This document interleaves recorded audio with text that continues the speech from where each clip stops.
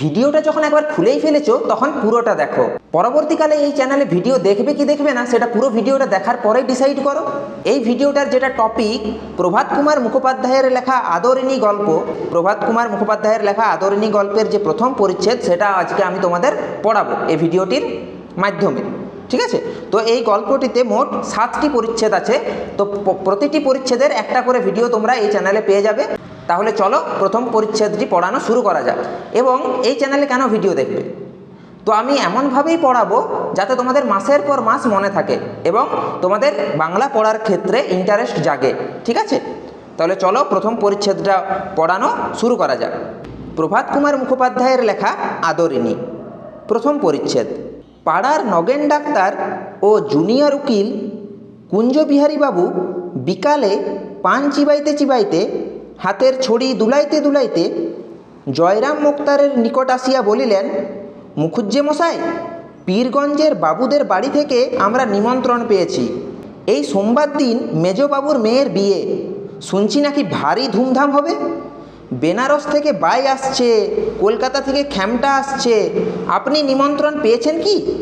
তাহলে দেখো, প্রথম প্যারাটা আমি পড়লাম। প্রথমে কি বলছে? পাড়ার নগেন ডাক্তার। তাহলে একটা পাড়ার কথা বলা হয়েছে, তো পাড়ার ডাক্তারের নাম নগেন ও জুনিয়র উকিল কুঞ্জবিহারী বাবু। দুজনের নাম আমরা কিন্তু পেলাম।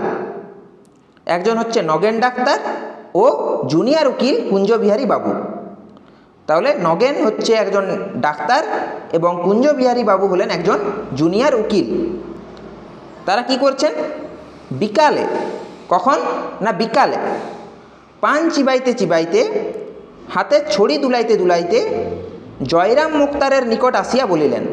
তাহলে তারা বিকালে পান চিবাতে চিবাতে এবং হাতের ছড়ি দুলাতে দুলাতে কার কাছে গেল? জয়রাম মোক্তারের কাছে গেল। এবার এখানে আরেকজনের নাম পেলাম, জয়রাম মোক্তার। এবার তোমরা ভাববে জয়রাম মোক্তার বলছে, তার মানে মোক্তার ওর টাইটেল, কিন্তু মোটেই না। মোক্তার কিন্তু জয়রামের টাইটেল নয়। আমি যখন পড়াবো তখন তোমরা কিন্তু খাতা কলম নিয়ে বসতে পারো এই কিছু কিছু জিনিস লিখে রাখার জন্য, মনে রাখার জন্য। ঠিক আছে, তো জয়রাম মোক্তার কিন্তু জয়রামের টাইটেল নয়। মোক্তার মানে হলো অধস্তন পর্যায়ের আইনজীবী বা অপেক্ষাকৃত নিম্ন শ্রেণীভুক্ত আইনজীবী বা মোকদ্দমা চালানোর জন্য নিযুক্ত প্রতিনিধি। ঠিক আছে, এবারে যারা আগেকার দিনে জমিদার ছিল, ধনী পরিবার ছিল, হ্যাঁ, বা জমিদারি বড় জমিদার সম্প্রদায় ছিল, তাদের ছোটোখাটো কেস মোকদ্দমা লেগেই থাকতো। তো সেই কেসগুলো বা মোকদ্দমাগুলো চালিয়ে নিয়ে যাওয়ার জন্য এইসব মোক্তাররা কিন্তু থাকতো। ঠিক আছে, তো জয়রাম হচ্ছেন একজন মোক্তার। যেমন আমরা বলি না যে মানে যার যেটা পেশা সেটা ধরে আমরা বলি। ঠিক আছে, যে যদি আমরা এখানে যদি মাটির জিনিস বানাতো জয়রাম কুমোর, লোহার জিনিস বানাতো জয়রাম কামার, এরকমভাবে আমরা বলি না। যেমন যা বাড়িতে গরু আছে দুধ দেয় গোয়ালা, তো সেই রকম পেশাটা আমরা কিন্তু শেষে লাগিয়ে দিই। ঠিক আছে, নামের আগে পাড়াতে গ্রামে দেখবে আমরা কিন্তু লাগিয়ে দিই। ঠিক আছে, তো সেই রকমই বলছে জয়রাম মোক্তারের নিকট আসিয়া বলিলেন। কি বলিলেন? মুখুজ্জে মশাই। প্রথমেই সম্বোধন করেছে মুখুজ্জে মশাই বলে। ঠিক আছে, তাহলে কী বলে সম্বোধন করেছে? মুখুজ্জে মশাই বলে। তাহলে এবারে মুখুজ্জে আমরা কাকে বলি? যারা মুখোপাধ্যায় বা মুখার্জি, যাদের টাইটেল হবে মুখার্জি বা মুখোপাধ্যায়, তাদেরকে পাড়া গ্রামে আমরা মুখুজ্জে মশাই বলে সম্বোধন করি। তো তাহলে এখানে আমাদের স্পষ্ট হয়ে গেল আমাদের কাছে যে জয়রামের টাইটেল হচ্ছে, জয়রাম হচ্ছে মুখুজ্জে, অর্থাৎ তার টাইটেল মুখার্জি বা মুখোপাধ্যায় হবে। তো কি বলছে জয়রামকে এসে পরে? বলছে পীরগঞ্জের বাবুদের বাড়ি থেকে আমরা নিমন্ত্রণ পেয়েছি। তাহলে একজন, হ্যাঁ, বাবুদের বাড়ি মানে এখানে জমিদার বা রাজা সম্প্রদায়ের বা ধনী পরিবার। ঠিক আছে, সেখান থেকে নিমন্ত্রণ পেয়েছি। এবার এই বাবুদের বাড়ি কোথায়? পীরগঞ্জ, জায়গাটার নাম হলো পীরগঞ্জ। সেখান থেকে আমরা নিমন্ত্রণ পেয়েছি। কে কে নিমন্ত্রণ পেয়েছে? পাড়ার নগেন ডাক্তার ও জুনিয়র উকিল কুঞ্জবিহারী বাবু। কখন নিমন্ত্রণ পেয়েছে? না এই সোমবার দিন মেজবাবুর মেয়ের বিয়ে। তাহলে কি কারণে নিমন্ত্রণ পেয়েছে? না ওই বাবুদের বাড়িতে সোমবার দিন, কখন না সোমবার দিন মেজবাবুর মেয়ের বিয়ে, সেই উপলক্ষে দুজন নিমন্ত্রণ পেয়েছে। সেটা এসে জয়রাম মোক্তারকে বলছে তারা। শুনছি নাকি ভারী ধুমধাম হবে, জমিদার বাড়ি বলে কথা, ধুমধাম করে বিয়ে হওয়াটাই স্বাভাবিক।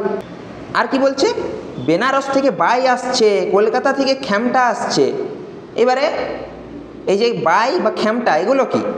তাহলে আমাদের এখনকার দিনে বিয়ে বাড়িতে দেখবে যারা ধনী পরিবার হয়, যারা অ্যাফোর্ড করতে পারে, দেখবে বিয়ে বাড়িতে অনেক সময় মোটু পাতলু, ঠিক আছে, গোপাল ভাঁড়, গোপাল ভাঁড়ের বউ, জোকার, মিকি মাউস, ঠিক আছে, এইসব কিন্তু নিয়ে আসে।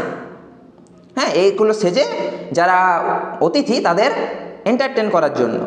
তো সেই রকম আগেকার দিনে বিশেষ করে ঊনবিংশ শতাব্দীতে এগুলো হচ্ছে এক ধরনের নাচ। বাই মানে বাইজি নাচ, আর খেমটা মানে খেমটা নাচ। তো আগেকার দিনে এবারে দেখো বাই বাই মানে হচ্ছে বাইজি নাচ, এটা তোমরা লিখে নিতে পারো বাইজি নাচ কী জিনিস। তো এটা যদি আমি বলে দিচ্ছি লিখে নিতে পারো।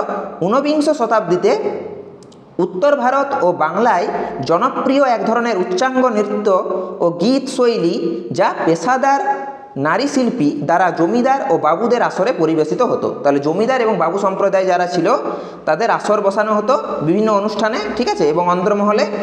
তো যেসব পেশাদার নারী শিল্পী ছিল, ঠিক আছে, যারা নৃত্য করতে পারতো তাদেরকেই বলা হতো বাইজি, যারা টাকা উপার্জন করার জন্য নৃত্য পরিবেশন করতো এই জমিদারদের বাবুদের বাড়িতে বিভিন্ন অনুষ্ঠানে। তো এদেরকে বলা হতো বাইজি। তো এই বাইজি নাচটা ছিল কি না উচ্চাঙ্গ নৃত্য, ঠিক আছে, একটু উঁচু পর্যায়ের নৃত্য। কত্থক ও শাস্ত্রীয় সঙ্গীতের সংমিশ্রণে গঠিত এই নাচ খেমটা নাচের চেয়ে অধিক শালীন ও গাম্ভীর্যপূর্ণ ছিল। এবং আরেকটা যেখানে শব্দ আছে দেখতে পাচ্ছ তোমরা, খেমটা। খেমটাটা মানে এখন একটু নিচু পর্যায়ের নাচ বলে গণ্য করা হয়, কারণ খেমটা নাচের সঙ্গে অনেক সময় অশ্লীলতা দেখা গিয়েছিল। তার জন্য খেমটা নাচটা একটু নিচু পর্যায়ের নাচ হিসেবে গণ্য করা হয়, এবং কিন্তু বাইজি নাচটা কিন্তু একটু উঁচু পর্যায়ের নাচ, ঠিক আছে। তো এই খেমটা নাচের ব্যাপারটা তোমরা লিখে নিতে পারো। এটা হচ্ছে বাংলা লোকসংস্কৃতির একটি ঐতিহ্যবাহী ও জনপ্রিয় নৃত্যের ধারা, যা মূলত রাধাকৃষ্ণের প্রেমকাহিনী বা ভক্তিগীতির সাথে পেশাদার নর্তকীদের দ্বারা পরিবেশিত হয়। তাহলে এটাও একটা লোকসংস্কৃতির একটা জনপ্রিয় নৃত্যধারা, ঠিক আছে, যেটার মূল বিষয় কি রাধাকৃষ্ণের প্রেমকাহিনী বা ভক্তিগীতি। তো এটাও যারা টাকা উপার্জন করার জন্য যে নারী শিল্পীরা নৃত্য করেন তাদের দ্বারাই পরিবেশিত হয়। ঊনবিংশ শতাব্দীতে জমিদারদের আমোদ প্রমোদের জন্য এই নাচের আসর আয়োজন করা হতো। কখন কখন হতো? উৎসব, পার্বণ, বিয়ে উপলক্ষে বা দুর্গাপূজার সময় জমিদার বাড়ির অন্দরমহল বা খোলা নাট মন্দিরে এই নাচের আসর বসত। যেহেতু এখানে বাবুদের বাড়িতে মেজবাবুর মেয়ের বিয়ে, সেই বিয়ে উপলক্ষে কিন্তু এইসব নাচের অনুষ্ঠান হবে, ঠিক আছে। বাইরে থেকে তাদেরকে আনা হবে, তাদেরকে অ্যাডভান্স দিয়ে দেওয়া হয়েছে, তারা আসবে নৃত্য করতে, ঠিক আছে। তো এরকম একটা ব্যাপার, ভারী ধুমধাম করে বিয়ে হচ্ছে। তো এই যে খেমটা নাচ, অনেক ক্ষেত্রে এই খেমটা নাচের সাথে এবং গানের সাথে অশ্লীলতা যুক্ত হওয়ার কারণে কিন্তু এই খেমটা নাচকে নিচু পর্যায়ের নাচ হিসেবে বিবেচনা করা হয়। তারা যেহেতু অ্যাফোর্ড করতে পারবে বাইজি নাচ, খেমটা নাচ, সেগুলো কিন্তু হবে। তো এবারে বাই কোথার থেকে আসছে? বেনারস থেকে। আর খেমটা কোথা থেকে আসছে? কলকাতা থেকে। আপনি নিমন্ত্রণ পেয়েছেন কি? তাহলে কাকে বলছে? জয়রাম মুখতারকে বা জয়রাম মুখুজ্জেকে বলছে যে আপনি কি নিমন্ত্রণ পেয়েছেন? আমাদের দুজনকে তো নিমন্ত্রণ পেয়েছি, আমরা তো দুজন নিমন্ত্রণ পেয়েছি, আপনি কি নিমন্ত্রণ পেয়েছেন? এবার তো ওরা দুজন এসে জয়রাম মুখতারকে বলল। এবারে জয়রাম মুখতারের কাছে রিপ্লাই পাওয়া যাবে। কি রিপ্লাই দিল? মুখতার মহাশয় তাহার বৈঠকখানার বারান্দায় বেঞ্চিতে বসিয়া হুঁকা হাতে করিয়া তামাক খাইতেছিলেন। তাহলে মুখতার মহাশয় মানে জয়রাম মুখতার কি করছিল না, কি করছিলেন বা কি করছিল না, বৈঠকখানার, ঠিক আছে, সেও তো একজন বড় ব্যক্তি। হ্যাঁ, মুখতার মানে একজন আইনজীবী প্রতিনিধি মোকদ্দমা চালানোর জন্যে তাদের জমিদারদের। তো তাদের বৈঠকখানা আছে, সেই বৈঠকখানার বারান্দায় বেঞ্চিতে বসে, কোথায় বসে না বেঞ্চিতে বসে হুঁকা হাতে করিয়া তামাক খাইতেছিলেন। হুঁকা তোমরা গুগলে সার্চ করলে কিন্তু পেয়ে যাবে হুঁকা কেমন জিনিস, ঠিক আছে। একটা লম্বা পাইপ থাকে, একটা পাত্র থাকে, সেইটাতে নেশাজাত দ্রব্য দিয়ে স্মোক নেওয়া হয়, স্মোক গ্রহণ করা হয়, সেই তামাক খাইতেছিলেন। আগন্তুকগণের এই প্রশ্ন শুনিয়া এবারে বলছে আগন্তুকগণ কারা? এই নগেন ডাক্তার এবং জুনিয়র উকিল এই যে প্রশ্নটা করেছে যে আপনি নিমন্ত্রণ পেয়েছেন কি? আমরা তো নিমন্ত্রণ পেয়েছি, আপনি নিমন্ত্রণ পেয়েছেন কি? এই প্রশ্ন শুনিয়া হুঁকাটি নামাইয়া ধরিয়া তখন কি করলো? হুঁকা খাচ্ছিল, হুঁকাটা নিচে নামালো, একটু উত্তেজিত স্বরে বলিলেন, মানে একটু উত্তেজিত হয়ে গেছে। প্রশ্নটা যখন করেছে যে আপনি নিমন্ত্রণ পেয়েছেন কি, উত্তেজিত স্বরে কি বলছে, কি রকম আমি নিমন্ত্রণ পাবো না, কি রকম জানো, আমি আজ 20 বছর ধরে তাদের এস্টেটের বাঁধা মুক্তার, আমাকে বাদ দিয়ে তারা তোমাদের নিমন্ত্রণ করবে, এইটা কি সম্ভব মনে করো? একটু মানে রেগে গেছে, ঠিক আছে, উত্তেজিত হয়ে গেছে। তাহলে এখান থেকে আমরা একটা জিনিস জানতে পারলাম যে জয়রাম মুক্তার কি বলছে, আমি আজ 20 বছর ধরে তাদের এস্টেটের বাঁধা মুক্তার। তাহলে কাদের এস্টেটের, না ওই পীরগঞ্জের বাবুদের বাড়ির, ঠিক আছে, পীরগঞ্জের বাবুদের এস্টেটের বাঁধা মুক্তার। এস্টেট মানে কি, এস্টেট মানে হচ্ছে ভূ সম্পত্তি, ঠিক আছে। আগেকার জমিদারদের অনেক তো জমি জমা সম্পত্তি ছিল, জমিদারি ছিল, তো সেই ভূ সম্পত্তি, সেই ভূ সম্পত্তির ছোটোখাটো কেস মোকদ্দমা লেগেই থাকতো, সেইগুলোকে চালিয়ে নিয়ে যাওয়ার জন্যে আদালতে তো মুক্তাররা থাকতো। তো তাদের কাছে এই জয়রাম মুক্তার কত বছর ধরে কাজ করছে, 20 বছর ধরে, ঠিক আছে। তো বলছে 20 বছর ধরে আমি তাদের হয়ে কাজ করছি, তো আমাকে নিমন্ত্রণ করবে না, এটা কোনো ব্যাপার? আমাকে নিমন্ত্রণ করবে না, তোমাদের নিমন্ত্রণ করবে, সেটা কোনো হতে পারে? একটু রেগে গেছে। জয়রাম মুখোপাধ্যায়কে, এই যেটা আমি বলছিলাম যে জয়রামের টাইটেল হচ্ছে মুখোপাধ্যায়, ইহারা বেশ চিনিতেন, সকলকেই চিনে। তাহলে জয়রাম মুখোপাধ্যায়কে ইহারা বেশ চিনিতেন, সকলেই চিনে। অতি অল্প কারণে তাহার তীব্র অভিমান উপস্থিত হয়। তাইলে জয়রাম মুখোপাধ্যায়কে মানুষজন অনেকেই চেনে, ঠিক আছে। কেমনভাবে চেনে, যে অতি অল্প কারণে তাহার তীব্র অভিমান উপস্থিত হয়, অল্প কারণে রেগে যায়, অল্প কারণে মানে ইমোশনটা বেরিয়ে আসে, অল্প কারণে রেগে যায়, অল্প কারণে দুঃখ, অল্প কারণে অভিমান, ঠিক আছে। কিন্তু অথচ হৃদয়খানি স্নেহে বন্ধু বাৎসল্যে কুসুমের মতো কোমল, ইহা যে তাহার সঙ্গে কিছুদিনও ব্যবহার করিয়াছে সেই জানিয়াছে। তাহলে কি বলছে, যে কিন্তু এই যে রেগে যাচ্ছে, উত্তেজিত হয়ে যাচ্ছে, অভিমান হচ্ছে, কিন্তু তার হৃদয়টা কেমন, স্নেহ, হৃদয়ে কিন্তু স্নেহ দিয়ে ভর্তি, হ্যাঁ, ভালোবাসা দিয়ে ভর্তি, হৃদয়টা কেমন, কুসুমের মতো কোমল, ফুলের মতো কোমল, এবং বন্ধু বাৎসল্য, বন্ধুত্বের একটা টান আছে, ঠিক আছে, সবার সাথে বন্ধু সুলভ আচরণ করার যে ব্যাপার, বন্ধু বাৎসল্য, সেটা কিন্তু জয়রাম মুখোপাধ্যায়ের মধ্যে আছে। হ্যাঁ, যারা তার সাথে ব্যবহার করেছে, ঠিক আছে, যারা তার সাথে মিশেছে, তারাই জানে যে জয়রাম মুখোপাধ্যায় কেমন মানুষ। তো উকিলবাবু তাড়াতাড়ি বললেন, যখন জয়রাম মুখোপাধ্যায় একটু রেগে গেছে, তখন উকিলবাবু, মানে উকিলবাবুকে কুঞ্জবিহারী বাবু তাড়াতাড়ি বললেন, না না, সে কথা নয়, সে কথা নয়, আপনি রাগ করলেন মুখুজ্জে মশাই, আমরা কি সেভাবে বলছি? এ জেলার মধ্যে এমন কে বিষয়ী লোক আছে যে আপনার কাছে উপকৃত নয়, আপনার খাতির না করে? আমাদের জিজ্ঞাসা করবার তাৎপর্য এই ছিল যে আপনি সেদিন পীরগঞ্জে যাবেন কি? তাহলে এতক্ষণ মানে একটু মানে এখানে বলে ফেলেছে তো যে নিমন্ত্রণ পেয়েছেন কি, তখন একটু রেগে গেছে যে সে 20 বছর ধরে তাদের হয়ে কাজ করছে, পীরগঞ্জের বাবুদের হয়ে, তাকে নিমন্ত্রণ করবে না, সেটা কোনো হতে পারে? সেই জন্য রেগে গেছে। তখন উকিলবাবু বলছে যে না না, সে কথা নয়, সে কথা নয়, আপনি রাগ করলেন মুখুজ্জে মশাই, আপনি কি রাগ করছেন? আমরা সেইভাবে বলিনি, ঠিক আছে, যে এই জেলার মধ্যে আপনার মধ্যে এমন কে বিষয়ী লোক আছে, এই জেলার মধ্যে এমন কে বিষয়ী লোক আছে, বিষয়ী মানে কি, ধনী লোক, ঠিক আছে, বা এই জমিদার টাইপের লোক, ধনী পরিবারের লোক আছে যে আপনার কাছে উপকৃত নয়, ঠিক আছে। তো সবাই কি না, মানে যারাই বিষয়ী লোক আছে তারা কিন্তু এই জয়রাম মুক্তারের দ্বারা উপকৃত হয়েছে কিছু না কিছু কারণে, ঠিক আছে, এই কেস মোকদ্দমার কারণে হতে পারে। তো আপনার খাতির না করে, তাহলে সেখান তো আপনি 20 বছর ধরে ওদের বাঁধা মুক্তার, তাও আপনার খাতির কি না করে, আপনাকে তো নিমন্ত্রণ পেয়েছে সেটা একদম নিশ্চিত, ধরাই যায়। আমাদের জিজ্ঞাসা করবার তাৎপর্য ছিল এই যে আপনি সেদিন পীরগঞ্জে যাবেন কি, মানে কি জিজ্ঞেস করতে চাইছিল এই জুনিয়র উকিল বা নগেন ডাক্তার, বলতে চাইছিল যে পীরগঞ্জে যাবেন কি, নিমন্ত্রণ আছে সেটা জানতো, তাও জিজ্ঞেস করে ফেলেছে, কি আর করবে, পীরগঞ্জে কি যাবে, নিমন্ত্রণ পেয়েছে সেটা তো নিশ্চিত হয়ে গেল, এখান থেকেই বোঝা যাচ্ছে। তো মুখোপাধ্যায় নরম হইলেন, তখন মুখোপাধ্যায় মানে জয়রাম মুখোপাধ্যায় বা জয়রাম মুখুজ্জে বা জয়রাম মুক্তার একটু নরম হলেন এবং কি বলিলেন, ভাইয়ারা বসো। এই যেটা আমরা বলছিলাম বন্ধু বাৎসল্যের একটা ভাব আছে জয়রাম মুখোপাধ্যায়ের মধ্যে, তখন নরম হয়ে পড়ে বলিলেন, ভাইয়ারা বসো।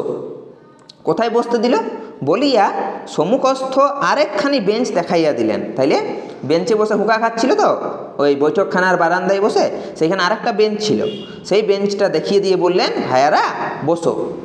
উভয়ে উপবেশন করিতে বলিলেন। তাহলে যখন সবাই বসলো, ঠিক আছে, নগেন ডাক্তার জুনিয়র উকিল বেঞ্চিতে বসলো এবং জয়রাম মুখোপাধ্যায়ও বসলো বেঞ্চিতে নিয়ে, তখন বলিলেন, কে বলিলেন? ওই জয়রাম মুখোপাধ্যায় বলিলেন, পীরগঞ্জে গিয়ে নিমন্ত্রণ রক্ষা করা আমার পক্ষে একটু কঠিন বটে। তাহলে কে বলছে? জয়রাম মুক্তার বা জয়রাম মুখোপাধ্যায় বলছে, পীরগঞ্জে গিয়ে নিমন্ত্রণ রক্ষা করা আমার পক্ষে একটু কঠিন বটে। সোম মঙ্গল দুটো দিন কাছারি কামাই হয়।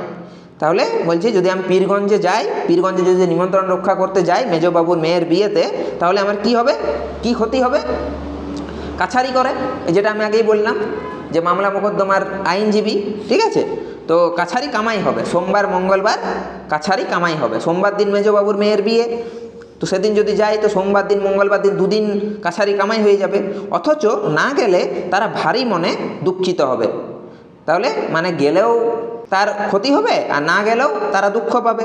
তারপরে জয়রাম মুখোপাধ্যায় ওদেরকে জিজ্ঞেস করছে, তোমরা যাচ্ছ? আমার তো না হলে যাওয়া একটু কঠিন বটে। মানে এখনও মানে ক্লিয়ার উত্তর দেয়নি যে যাবে কি যাবে না, ঠিক আছে, পরিষ্কারভাবে কিন্তু উত্তর দেয়নি। হ্যাঁ, বলছে যদি যাই তাহলে আমার সোম মঙ্গলবার দুদিন কাছারি কামাই হবে, আর যদি না যাই তাহলে তারা দুঃখ পাবে। তোমরা যাচ্ছ? তখন নগেন্দ্রবাবু বলিলেন, এই যে নগেন্দ্রবাবুকে পাড়ার নগেন ডাক্তার, নগেনের পুরো নাম হচ্ছে নগেন্দ্র বাবু বলে সম্বোধন করে সবাই, সেই নগেন্দ্রবাবু বলিলেন, যাবার তো খুবই ইচ্ছে, কিন্তু অত দূর যাওয়া তো সোজা নয়। তাহলে কোথায় যাবে? পীরগঞ্জ। এই লাইনটা থেকে আমরা জানতে পাচ্ছি যে কিন্তু অত দূর যাওয়া তো সোজা নয়, মানে অনেক দূর রাস্তা। অত দূর বলেছে মানে এখান থেকে আমরা বুঝতে পারছি যে পীরগঞ্জ অনেক দূর রাস্তা তাদের ওখান থেকে। বলছে আর কি বলছে, যে ঘোড়ার গাড়ির পথ নেই। তাইলে বলছে যে যাওয়ার যে পথটা সেটা ঘোড়ার গাড়ির পথ নয়, ঠিক আছে, ঘোড়ার গাড়ি যাওয়ার মতো নয়। গরুর গাড়ি করে যেতে হলে যেতে দুদিন আসতে দুদিন। তাহলে আগেকার দিনে এই ঘোড়ার গাড়ি গরুর গাড়ি এইসব ছিল, তো সেই ঘোড়ার গাড়ি যাওয়ার মতো পথটা নয়। আর গরুর গাড়িতে করে যদি যাই তাহলে যেতে দুদিন লাগবে আর আসতে আবার দুদিন লাগবে। তাহলে কত দূর রাস্তা, ঠিক আছে, এই গরুর গাড়ি করে। তারপরে কি বলছে, পালকি করে যাওয়া সেও জোগাড় হওয়া মুশকিল। বলছে যদি পালকি করে যায় সেটাও জোগাড় হওয়া মুশকিল। এটা কেন বলছে? আমার যেটা মনে হয় যে এত দূর রাস্তা দুদিন যেতে লাগবে দুদিন আসতে লাগবে, যারা পালকিতে করে নিয়ে যায় তারা যেতে নাও রাজি হতে পারে এত দূর রাস্তা।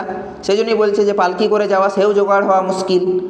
আমরা দুজনে তাই পরামর্শ করলাম, আমরা দুজনে মানে কে কে, ওই নগেন্দ্রবাবু নগেন ডাক্তার আর জুনিয়র উকিল কুঞ্জবিহারী বাবু, দুজন মিলে পরামর্শ করেছে, যাই মুখুজ্জে মশাইকে গিয়ে জিজ্ঞাসা করি, তিনি যদি যান নিশ্চয়ই রাজবাড়ি থেকে একটা হাতি টাতি আনিয়ে নেবেন। এখন আমরা দুজনেও তার সঙ্গে সেই হাতিতে দিব্যি আরামে যেতে পারবো। তাহলে এতক্ষণ ধরে আমরা বুঝতে পারলাম যে পাড়ার নগেন ডাক্তার এবং জুনিয়র উকিল কুঞ্জবিহারী বাবু জয়রাম মুক্তারের কাছে কেন এসেছে, কারণ এই মুখুজ্জে মশাই যদি রাজবাড়ি থেকে একটা হাতি টাটি আনিয়ে নিতে পারবে এবং তার সাথে তারাও যেতে পারে যাতে, ঠিক আছে। এই যে বলছে যে তাই মুখুজ্জে মশাইকে গিয়ে জিজ্ঞাসা করে তিনি যদি যান, যদি জয়রাম মুক্তার যায় আর কি, তাহলে সে কি করবে, রাজবাড়ি থেকে একটা হাতি আনিয়ে নেবে। সে তো 20 বছরের বাঁধা মুক্তার সেখানকার, বললেই এনে দেবে, একটা হাতি পাঠিয়ে দেবে, আর আমরা দুজনেও তার সঙ্গে সেই হাতিতে দিব্যি আরামে যেতে পারবো, ঠিক আছে। এই কথা শুনে এবার জয়রাম মুক্তার কি বললো দেখি। মুক্তার মহাশয় স্মিত মুখে বলিলেন, স্মিত মুখে মানে কি, হাসি মুখে বলিলেন, ঠিক আছে। ও আচ্ছা এই ব্যাপার, এই কথা, তার জন্যে আর ভাবনা কি ভাই। মহারাজ নরেশচন্দ্র তো আমার আজকের মক্কেল নন, ওর বাপের আমল থেকে আমি ওদের মুক্তার, বলছে ওদের এই ওর, হ্যাঁ, বাপের আমল থেকে আমি ওদের মুক্তার। আমি কাল সকালেই রাজবাড়িতে চিঠি লিখে পাঠাচ্ছি, সন্ধে নাগাদ হাতি এসে যাবে এখন, ঠিক আছে। তাহলে কি না,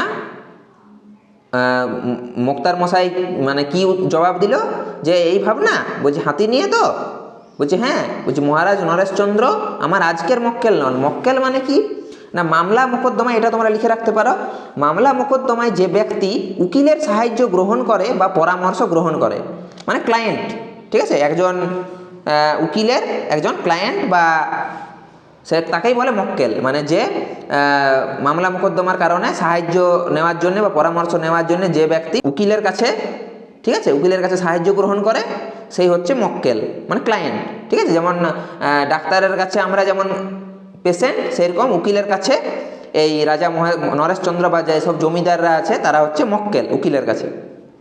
তো জয়রাম মুক্তার কি বলছে যে ওর বাপের আমল থেকে আমি ওদের মুক্তার। কার বাপের? না মহারাজ নরেশচন্দ্র, 20 বছর ধরে আছে। ঠিক আছে, তো আমি কাল সকালেই বলছে রাজবাড়িতে চিঠি লিখে পাঠাচ্ছি। হ্যাঁ, আজকে তো বিকালে যেহেতু কথাবার্তাটা হচ্ছে, কনভারসেশনটা ওদের মধ্যে, তো সকালেই বলছে আমি কি করব, রাজবাড়িতে চিঠি লিখে পাঠিয়ে দেবো যে আমাদের হাতি পাঠাতে হবে। সন্ধে নাগাদ হাতি এসে যাবে, এখন আসতেও তো সময় লাগবে, সন্ধে নাগাদ হাতি চলে আসবে। কুঞ্জবাবু বলিলেন, কুঞ্জবাবু মানে ওই জুনিয়র উকিল কুঞ্জবিহারী বাবু। এবারে কুঞ্জবিহারী বাবু বলিলেন, দেখলে হে ডাক্তার, নগেনবাবুকে বলছে, আমি তো বলেইছিলাম, অত ভাবছো কেন? মুখুজ্জে মশাইয়ের কাছে গেলেই একটা উপায় হয়ে যাবে। তা মুখুজ্জে মশাই, আপনাকেও কিন্তু আমাদের সঙ্গে যেতে হবে, না গেলে ছাড়ছি নে। বলছি, বাহ, আপনি তো আমাদের জন্য হাতির ব্যবস্থা করে দিচ্ছেন, কিন্তু আপনাকেও যেতে হবে, আপনাকে না নিয়ে কিন্তু আমরা যাব না। তখন মুক্তার মশাই কি বলছে, জয়রাম মুক্তার বা জয়রাম মুখোপাধ্যায় কি বলছে যে যাবো বই কি ভাইয়া, আমিও যাব। বলছে আমিও যাব, তবে আমার তো ভাই খেমটা শোনবার বয়স নেই, তোমরা শুনো। বলছি যাবো, আমিও যাব, ঠিক আছে আমিও যাব, তোমরাও চলো, আমিও যাব তোমাদের সাথে। হ্যাঁ, সবাই মিলে যাব, কিন্তু বলছে আমার তো ভাই খেমটা শোনবার বয়স নেই। খেমটা আগেকার দিনে যেসব ইয়ং জেনারেশন, ঠিক আছে, তারা কিন্তু খেমটা শুনতো। ইয়ং জেনারেশন বলতে আমি মানে 18 বছরের নিচের বয়সটাকে বলছি না, 18 বছর থেকে ওই 30 বছর বা 40 বছর বয়স, এরকম টাইমটাকে আমি হয়তো বলছি। হ্যাঁ, এই বয়সে মানুষ খেমটা শোনে, ঠিক আছে। তো তার মানে এই যে জয়রাম মুক্তা, তার বয়স হয়তো বেশি হবে, ঠিক আছে। তো বলছে যে খেমটা শোনবার আমার বয়স নেই, তোমরা শুনো, ঠিক আছে। তার মানে ওই জয়রাম মুক্তারের থেকে ওই ছিল নগেন ডাক্তার এবং কুঞ্জবিহারী বাবু, তারা কিন্তু কম বয়স, ঠিক আছে। কার থেকে? না জয়রাম মুক্তার থেকে। এই জিনিসটা কিন্তু এখানে বোঝা যাচ্ছে। আর জয়রাম মুক্তার কি বলছে যে আমার তো খেমটা শোনবার বয়স নেই, তোমরা শুনো, আমি মাথায় এক পগ বেঁধে, পগ মানে কি, পগক মানে হচ্ছে পাগড়ি বেঁধে, একটা থেলো হুঁকো হাতে করে, থেলো হুঁকো মানে হুঁকো জিনিসটা তো আমি বললাম যে ওই নেশা গ্রহণ করার জন্যে, হ্যাঁ, হুঁকোর যে ধোঁয়া টানার জন্য ব্যবহৃত হয়। হ্যাঁ, গুগলে সার্চ করলে তোমরা দেখতে পাবে। তো নিচে যে পাত্রটা থাকে সেটা কেমন বড়, ঠিক আছে, পাত্রটা বড়, সেটাকে বলা হয় থেলো হুঁকো। বড় পাত্র, বড় থলযুক্ত পাত্রটা যেটা আছে, সেই জন্যই বলছে থেলো হুঁকো হাতে করে লোকজনদের অভ্যর্থনা করব, কে খেলে কে না খেলে দেখব, তদারক করে বেড়াবো। থাকে না, কাউকে দায়িত্ব দিয়ে দেওয়া হয় বড় বিয়ে বাড়িতে, বড় জমিদারদের বিয়ে বাড়িতে বা ধনী পরিবারের বিয়ে বাড়িতে, হ্যাঁ, যে কে ঠিকঠাক খাওয়া দাওয়া হচ্ছে কিনা, আমার সব তদারকি করার জন্য, কে খেয়েছে কে না খেয়েছে, হ্যাঁ, কারো কোনো অসুবিধা হচ্ছে কিনা, এইসব তদারকি করে বেড়াবে কে। আর যখন অতিথি আসবে তাদের কি করবে, অভ্যর্থনা জানাবে, নমস্কার বলে, হ্যাঁ, অভ্যর্থনা জানাবে, ঠিক আছে। আপনি এলেন, হ্যাঁ ভালো, এরকমভাবে যে অভ্যর্থনা জানাই, ঠিক আছে, ওয়েলকাম করে না বড় বড় বিয়ে বাড়িতে, সেখানে কিন্তু ওয়েলকাম করে, ঠিক আছে। সেই রকম বলছে যে আমার খেমটা শোনবার বয়স নেই, আমি কি করব, পাগড়ি বেঁধে থেলো হুঁকো হাতে করে লোকজনদের অভ্যর্থনা করব, কে খেলে না খেলে তদারকি করে বেড়াবো, আর তোমরা বসে শুনবে, প্যালা মুঝে ভর দে। কেমন, মানে এটা একটা ওই খেমটা নাচের গানের একটা লাইন ছোট দিয়েছে, যে এরকম খেমটা নাচ হবে, এইরকম গান হবে, নাচ গান হবে, তোমরা শুনবে। হ্যাঁ, বলিয়া মুখোপাধ্যায় মহাশয় হা হা করিয়া হাসিতে লাগিলেন, নিজেই হাসতে লাগলো। এই বলে, এই যে যতটা বড় একটা উক্তিটা দিয়েছে, এইটা বলে নিজেই হাসতে লাগলো, ঠিক আছে। তো এই হচ্ছে এখানে প্রথম পরিচ্ছেদ শেষ। তো এইরকমভাবে 7টি পরিচ্ছেদ কিন্তু এই গল্পটিতে আছে। তো তোমাদের প্রথম পরিচ্ছেদটা মানে কেমন লাগলো, আমার পড়ানোটা কেমন লাগলো, এবং তোমরা কোথাও মানে পুরোটা বুঝতে পারলে কিনা আমাকে অবশ্যই কমেন্টে জানিও, ঠিক আছে, কেমন লাগলো তোমাদের। তো আমি যতটা সম্ভব চেষ্টা করেছি সহজভাবে বোঝানোর পুরোটা। কোনো জায়গায় তাও যদি কিছু বুঝতে অসুবিধা হয় অবশ্যই কমেন্ট করো, আমি অবশ্যই রিপ্লাই দেবো, ঠিক আছে। এটা তোমাদেরও আমার চ্যানেলে প্রথম ভিডিও, এবং আমারও মানে এই ক্লাস 12-এর বাংলা পড়ানোর প্রথম ভিডিও। তো আমিও মানে চেষ্টা করছি যতটা ভালোভাবে পড়ানোর চেষ্টা করছি তোমাদের। হ্যাঁ, এইবারে তোমরা দেখো এই চ্যানেলে তোমরা কি পাবে। তো প্রথম পরিচ্ছেদটা আমি এই ভিডিওটিতে পড়ালাম। এবার যে বাকি আরও যে 6টি পরিচ্ছেদ আছে, সেই 6টি পরিচ্ছেদ কিন্তু আমি এই চ্যানেলে একটা ভিডিওর মাধ্যমে কিন্তু পড়াবো। তার জন্য কিন্তু চ্যানেলটা তোমরা সাবস্ক্রাইব করে রাখতে পারো, ঠিক আছে, চ্যানেলটা সাবস্ক্রাইব করে রাখতে পারো যদি তোমাদের পছন্দ হয়েছে পড়ানোটা, যদি তোমরা সহজেই বুঝতে পেরেছো, ঠিক আছে। তো তাহলে কিন্তু অবশ্যই চ্যানেলটা সাবস্ক্রাইব করে রাখবে এই বাকি ভিডিওগুলো পাওয়ার জন্য। আর যখন পুরো গল্পটা পড়ানো শেষ হয়ে যাবে তো তোমাদের তো এবারে থার্ড সেমিস্টারে পুরোটাই এমসিকিউ মানে বা শর্ট কোশ্চেন আসবে, বড় কোশ্চেন তো আসবে না, তার জন্য সারসংক্ষেপ জানার কিন্তু কোনো প্রয়োজন নেই। আর যেহেতু শুধুমাত্র ছোট প্রশ্ন আসবে তো তার জন্য আমি কিন্তু প্রতিটা পরিচ্ছেদ থেকে, ঠিক আছে, আরেকটা করে ভিডিও বানাবো যখন পুরো গল্পটা পড়ানো শেষ হয়ে যাবে। সেটাতে আমি কি করব না, প্রতিটি লাইন ধরে ধরে, প্রতিটি পরিচ্ছেদের প্রতিটি লাইন ধরে ধরে আমি কিন্তু প্রশ্ন তোমাদের লিখিয়ে দেবো এবং প্রশ্ন উত্তর আলোচনা করে দেবো, যাতে তোমাদের মানে কোনো প্রশ্ন ছেড়ে আসতে না হয়, ঠিক আছে। তো এই হচ্ছে ব্যাপার। তো এই চ্যানেলে আমি পুরো যে বাংলা সিলেবাস, ক্লাস 12-এর যে পুরো বাংলা সিলেবাস সেটা পড়ানো মানে শুরু করেছি, ঠিক আছে। তোমরা কিন্তু আমার চ্যানেলে রেগুলার ভিডিও পেয়ে যাবে। আমি মঙ্গলবার, বৃহস্পতিবার এবং শনিবার একটা করে লং ভিডিও দেওয়ার চেষ্টা করব এবং বাকি দিনগুলিতে শর্ট ভিডিও দেওয়ার চেষ্টা করব। তো তোমরা তাহলে চ্যানেলটা যদি তোমাদের আশা করি ভালো লেগেছে, তার জন্য শেষ পর্যন্ত ভিডিওটা দেখছো, তাই আমি বলবো যে চ্যানেলটা সাবস্ক্রাইব করে রাখো এবং নোটিফিকেশানটা অন করে রাখবে, হ্যাঁ। এবং এই বাংলার যে পুরো সিলেবাসটা তোমাদের আমি পড়াবো। তাহলে এই ভিডিওতে এই পর্যন্তই। ভিডিওটা যদি ভালো লাগে একটা লাইক করে দিও এবং চ্যানেলটা সাবস্ক্রাইব করে আমার পাশে থেকো এবং আমি তোমাদের পাশে থাকবো।